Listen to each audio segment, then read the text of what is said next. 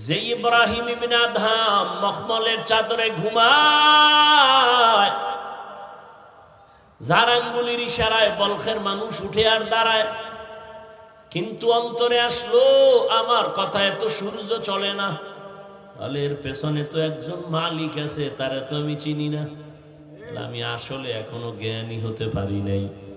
এই মালিকের তালাশে রাজকীয় পোশাক ফালাইয়া সালার চট গায়ে দিয়া সাগরের পারে পারে দৌড়ায় আর আল্লাহরে তালাশ করে। ইয়া এলাহি মুঝসে মুঝকো দূর কর, তাকে দেখো মুঝ মে তুঝকো এক নজর। ইয়া এলাহি तू मेरा माबूद है, या इलाही तू मेरा माशूक है। সাগরের পারে বয়া বয়া আল্লাহর মোহাব্বতে গান গায়। হঠাৎ সরকারি বাহিনী তারা গেছে একটু ঘুরতে, গিয়া দেখি বলখের নামি দামি বাদশাহ সালার চট সেরাফারা জামা গায়ে দিয়া বসা। এই ইব্রাহিম কি পাইলা? বলখের বাদশাহী ছেড়ে কি পেয়েছ? অনেক কিছু পেয়েছি। বালুর মধ্যে বয়ে রইছো, কি পাইছো? আরে এতদিন আমার বাদশাহী চলতো জমিনে, এখন আমার বাদশাহী চলে সমুদ্রের ভেতরে। লোহার একটা সুই হাতের মধ্যে, কয় দেখবি নি? কয় হ্যাঁ। কয় দেখ। সুইটারে সমুদ্রের মধ্যে ফালায় দিছে। ফালায় দেওয়ার কিছুক্ষণ পর ডাক দিয়া কয়, সমুদ্রের মাছ আমার সুইটা আমার হাতে ফিরাইয়া দে। হাজার হাজার সুই নিয়া হাজারো মাছ সামনে আসছে। এইবার দেখে সব আশ্চর্য হয়ে গেল, সবগুলোর সুইগুলো স্বর্ণমুখী। ইব্রাহিম বলে, এই যে আমার না, আমার লোহার সুই দে, তোদেরটা নিয়ে ভাগ। সর্বশেষ একটা ছোট্ট মাছ আইসা সেই লোহার সুইটা নিয়ে সামনে হাজির হয়ে গেল।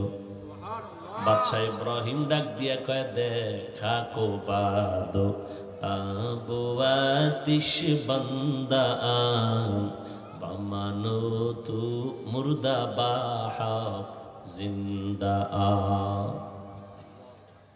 মান কানা লিল্লাহ কানা আল্লাহু লাহ। যে আল্লাহর হয়ে যাবে, গোটা দুনিয়া তার গোলাম হয়ে যাবে। এই কথা অনেকেই বুঝে না, বিদায় ওলিয়া উলিয়াদের কারামতের বিরোধিতা করে। আমাকে একটা ছোট্ট কথার জবাব দেন, আপনাদের এলাকায় গরু দিয়া হাল চাষ হয়নি? হাল চাষ যারা করে চাষি, এরা কি বড় শিক্ষিত, বড় বুজুর্গ? এই একজন সাধারণ মানুষ, থার্ড ক্লাসের মানুষ, এ গরুরে চাষাবাদ করতে গিয়া গরুর সাথে কথা বলে, গরু বুঝেনি কথা কন না।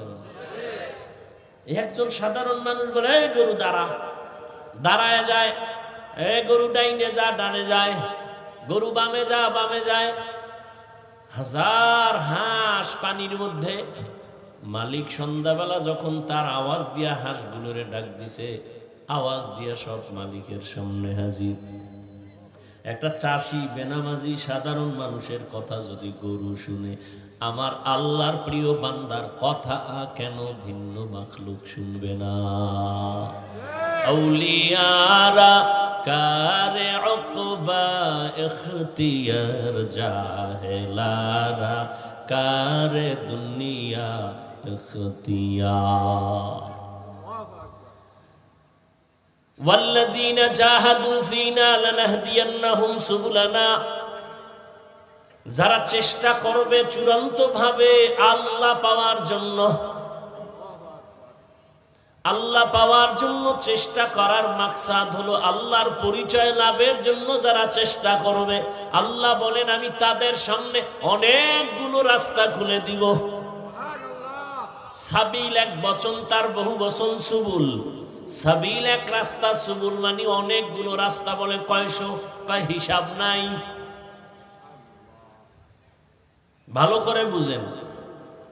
রহমতের নবী একদিন সাহাবাদেরকে ডাকলেন আর বললেন, জমিনের মধ্যে সোজা একটা দাগ টানলেন, রেখা টানলেন, তাই না? এই দাগ সোজা রেখার ডানে বামে আঁকা বাঁকা আরো অনেকগুলো দাগ টানলেন আর বললেন হাযা সিরাতি মুস্তাকিমা, এই যে পথটা দেখো এটাই হলো জান্নাতে যাওয়ার সহজ সরল সঠিক পথ, নাম হলো সিরাতাল মুস্তাকিম।